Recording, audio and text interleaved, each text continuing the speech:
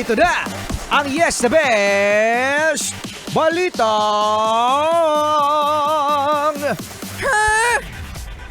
December 1, idineklara ng mga netizen na Katniel Breakup Day. Paucho kayo, paucho!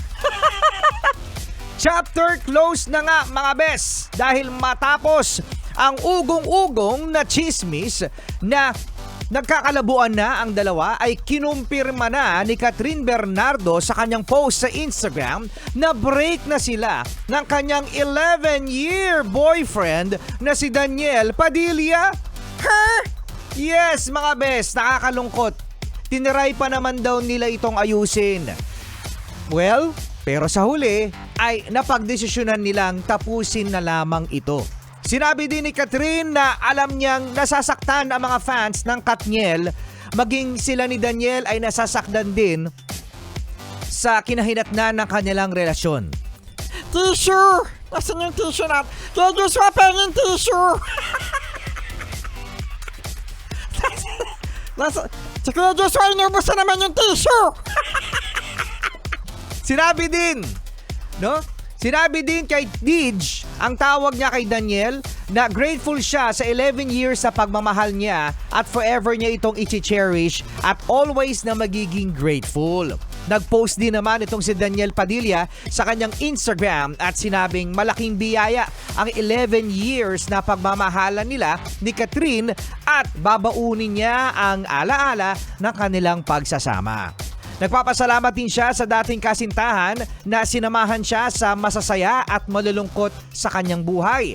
Nagpasalamat din siya sa mga supporters ng Katniel na tinuturing na nilang kaibigan at pamilya. Hiling din niya ang kanilang paghilom. Nalungkot ang mga fans at may mga umiyak. Totoo mga beso, no? Sabihin nyo ng OA kung OA, pero meron talaga mga fans ang umiyak sa balitang yan. Ang iba ay dinaan na lang ang kalungkutan sa biro para madeklarang ang December 1 ay ang Katniel Breakup Day! Meron pa nga nag-declare, wala daw pasok!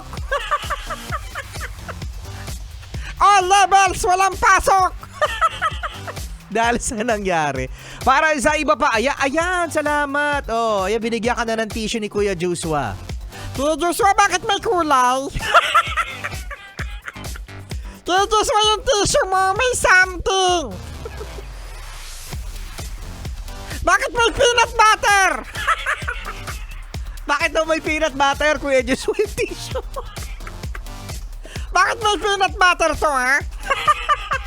Para sa iba pa mga balitang bisitahin lang ang fresh na yesthebest.com.ph at iyan ang ating Yes the Best Balitang ayan mga best, ano? Kahit ako best, no?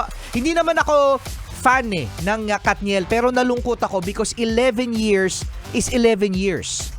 11 years is 11 years. Napakatagal na panahon. Kaya marami dyan mga magjowa. Di ba, Marsha, ano yung sabi ni ate? Sabi niya sa boyfriend niya, yung Katniel naghiwalay. Ano? Hihiwalayan mo rin ba ako? Katniel nga naghiwalay, sige, hiwalayan mo na rin ako. Bakit naman ganun? Ito na, bes. Si Ariel Rivera para sa Christmas song na Narito Na ang Pasko.